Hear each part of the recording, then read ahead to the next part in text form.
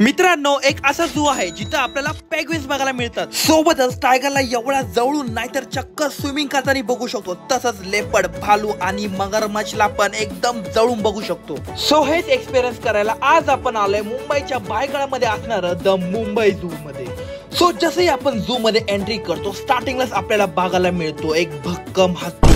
हत्ती भाऊ जरा मड बात करत होते, म्हणून त्याला डिस्टर्ब न करता आम्ही आलो भालू उर्फ अस्वल बघायला। आणि आतापर्यंत भालूला फक्त टीव्हीवरच बघितलं होतं, आज प्रत्यक्षात बघितलं, ते पण एवढा जवळून। आणि आता बारी होती the king of the zoo tiger बघण्याची। आणि भाईसाहेब टायगरला एवढा जवळून बघून फुल पैसा वसूल झाला।